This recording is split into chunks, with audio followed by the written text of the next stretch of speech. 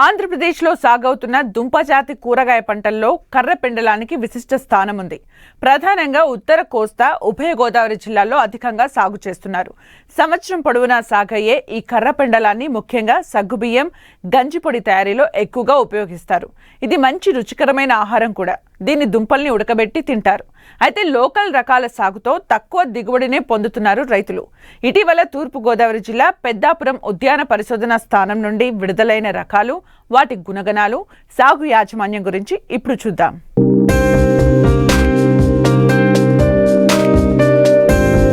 వాణిజ్య సరళిలో సాగు చేసే దుంపజాతి కూరగాయ పంటల్లో కర్రపెండలం ప్రధానమైనది. దేశవ్యాప్తంగా 5,70,000 ఎకరాల్లో సాగులో ఉంది. కర్రపెండలాన్ని కసావా లేదా టాపియోకా అంటారు. ఇది ఉష్ణమండలపు పంట. అధిక తేమ, ఉష్ణోగ్రత గల వాతావరణం సాగుకు అనుకూలంగా ఉంటుంది.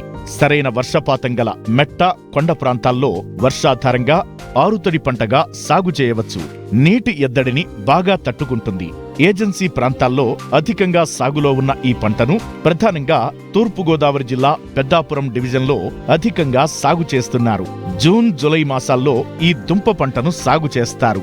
డిసెంబర్ నుంచి మార్చిలోపు దుంప తీతకు వస్తుంది. దీని పంట కాలం రకాన్ని బట్టి 7 నుంచి 10 నెలలు ఉంటుంది.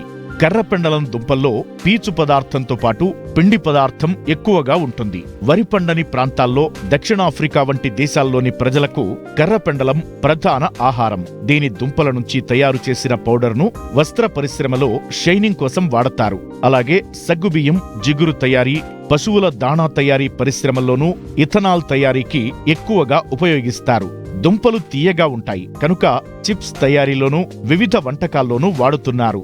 అయితే పెద్దాపురం డివిజన్లో కర్రపెండలం దుంప లభ్యత ఉండటంతో అనేక సగ్గుబియ్యం ఆధారిత పరిశ్రమలు ఇక్కడ కొలువుదీరాయి. మెట్ట ప్రాంతం ఎక్కువగా ఉండటం, నీటి వసతి తక్కువగా ఉండటంతో రైతులు వర్షాధారంగా కర్రపెండలం సాగుకు మొగ్గు చూపుతున్నారు. అయితే పాత రకాల సాగుతో అనుకున్నంత దిగుబడిని పొందలేకపోతున్నారు.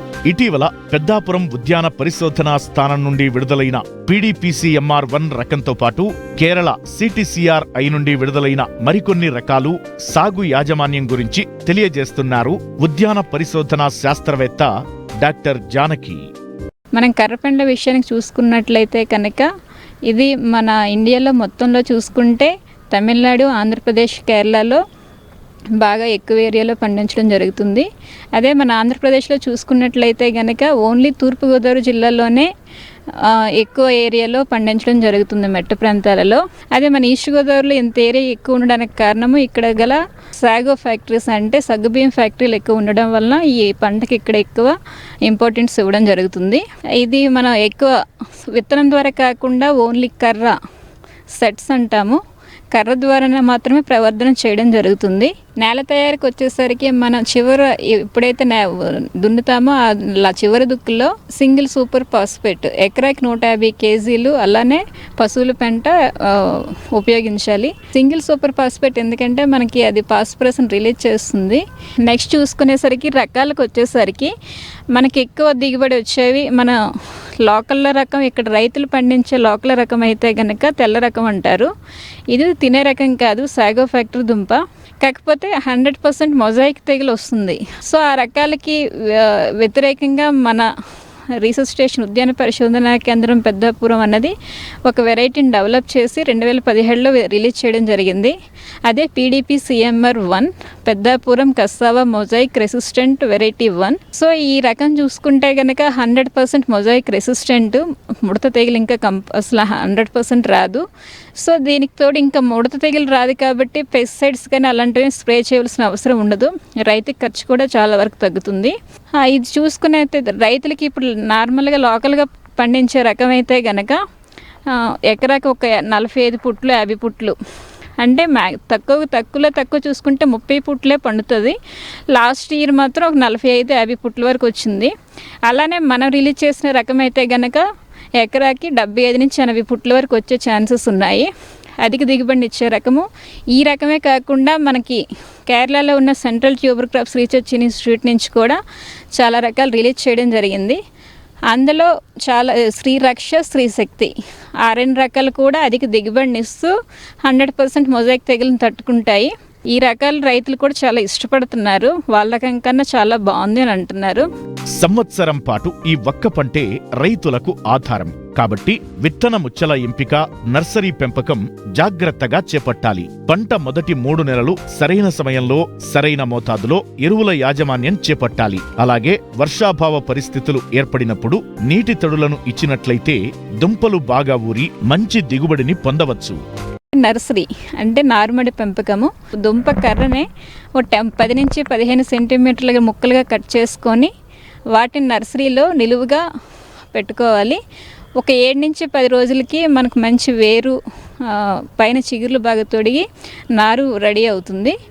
ఈ నారు రెడీ అయిన నారుని మన ప్రధాన పొలంకి ట్రాన్స్ప్లాంట్ చేసుకొని వేసుకోవాలి. మనం ఈ దుంప కర్రలని తర్వాత కాలంలో ఎటువంటి చీడపీడలు రాకుండా ఉండడానికి పురుగుల మందు కానీ శిలీంధ్రాల్లో కానీ ముంచి నాటుకుంటే గనక మనకు తర్వాత కాలంలో ఈ చీడపీడలను తగ్గించుకోవచ్చు. క్లోరోఫైరిఫస్ కానీ 2.5 ml లీటర్ నీటికి, అలానే మ్యాంకోజెబ్ 2 grams 2.5 grams లీటర్ నీళ్ళకి కలుపుకొని ఆ నీళ్ళల్లో ఒక 10 నుంచి 15 నిమిషాలు ఈ ముచ్చులు అంటాము, ముచ్చులను అందులో ముంచుకొని తర్వాత ప్రధాన పొలం నాటుకుంటే గనక మనకు తర్వాత కాలంలో చీడపీడలు చాలా వరకు తగ్గుతాయి. ప్రధాన పొలంకి నాటుకునేసరికి మనం మొక్కకి 90 సెంటీమీటర్లు, అలాగే రోకి 90 సెంటీమీటర్ల దూరం ఇచ్చుకొని మనం మొక్కలను వేసుకోవాలి. వేసుకున్న తర్వాత ఫస్ట్ ఒక 2 నుంచి 3 నెలల వరకు కూడా కలుపు సమస్య ఎక్కువగా ఉంటుంది. సో కలుపు అన్నది ఇంకా మనం ఇప్పుడు రైతు మాన్యువల్ లేబర్నే కాకుండా పవర్ వీడర్ అనేది మనకు మెకానికల్గా ఉంది. సో పవర్ వీడర్ని మనం ఎప్పటికప్పుడు 15 రోజుల కాల వ్యవధిలో మధ్యలో దున్నుకుంటుండు మొక్క చుట్టూ మనం లేబర్ని ఉపయోగించుకొని కలుపు తీసుకుంటే గనక చాలా ఎఫెక్టివ్గా పనిచేస్తుంది. సిఫార్సు చేయబడిన ఎరువులు ఏంటంటే గనక యూరియా 24 kg per acre, అలానే ఫాస్ఫరస్ 24 kg per acre, అలానే పొటాషియం కూడా 24 kg acre. ఈ ఎరువుల్ని యూరియా, పొటాషియం మాత్రం 30, 60, 90 రోజులకి, నాటిన 30 రోజులకి, నాటిన 60 రోజులకి, నాటిన 90 రోజులకి 3 స్ప్లిట్ డోసెస్ కింద 3 సమాన భాగాలుగా చేసి అప్లై చేసుకోవాలి. ఇరిగేషన్స్ ఒక 15 నుంచి 20 రోజుల కాల వ్యవధిలో వాటరింగ్ చేసుకోవాలి. లాంగ్ డ్యూరేషన్ ఏదో షార్ట్ డ్యూరేషన్ ఏదో చూసుకొని ఆ కాలానుగుణంగా మనం హార్వెస్ట్ చేసుకోవాలి. హార్వెస్ట్ చేసుకునే ముందు మనం పైన కర్రలు ఉంటాయి కదా, ఆ కర్రలు నరికేసి అవి మనం నెక్స్ట్ ఇయర్ కర్ర కింద, అంటే నెక్స్ట్ ఇయర్ పంటకి మళ్ళా విత్తన కర్రగా వాడుకోవడానికి దాన్ని కట్టలుగా కట్టి ఏదైనా ఒక చెట్టు నీడలో కానీ నిలువుగా నిటారుగా మనం గుట్ల కింద పేర్చుకోవాలి. మధ్యలో ఆ గుట్టలు స్కేల్స్ ఇన్సెక్ట్స్ అని, వైట్ ఫ్లైస్ అని చెప్పి, లేకపోతే మీలీబగ్, పిండి నెల్లు అంటారు, అవి ఎక్కువ వచ్చే ఛాన్సెస్ ఉన్నాయి. సో మధ్యలో ఒక 20 రోజులకో నెల రోజులకో గుట్ట విప్పుకొని క్లోరోఫైరిఫస్ మధ్యలో స్ప్రే చేస్తూ ఉంటే మనకు విత్తన కర్ర సేఫ్గా ఉంటుంది. విత్తన కర్ర గుట్లుగా వేసుకున్న తర్వాత మనం కిందన ఉన్న దుంపలను అయితే గుణపంతో కొంచెం లూజ్ చేసి పైనకి లాగితే మొత్తం దుంపలన్నీ వచ్చేస్తాయి. దుంపలు వచ్చిన అదే రోజు కానీ నెక్స్ట్ రోజు కానీ వెంటనే మనం సాగో ఫ్యాక్టరీకి తరలించవలసి ఉంటుంది. అలానే ఇప్పుడు ఓన్లీ మనకి దుంప పంట నుంచి వచ్చి దుంప అనేది ఓన్లీ సాగో ఫ్యాక్టరీకే కాకుండా దుంపను పైన పీల్ చేసుకొని చిన్న ఎండు ముక్కలుగా కట్ చేసుకొని ఎండబెట్టుకుంటే ఒక 6-7 నెలలు ఈజీగా మనం నిల్వ చేసుకోవచ్చు. అదే స్టార్చ్ ఫ్యాక్టరీలకు కానీ ఎప్పుడైనా ఆ రేటు బాగుండేటప్పుడు మనకు అమ్ముకోవడానికి ఈజీగా ఉంటుంది. దుంప ఉపయోగాలు పక్కన పెట్టుకుంటే కనుక మన కసావ ఆకులు అని చెప్పి రైతులు చాలా వరకు మన పశువుల మేతకే ఉపయోగిస్తారు. కానీ దీనిలో ఆకుల్లో ప్రోటీన్ కంటెంట్ చాలా ఎక్కువ ఉండడం వల్ల సెరికల్చర్కి కూడా ఉపయోగించడం జరుగుతుంది.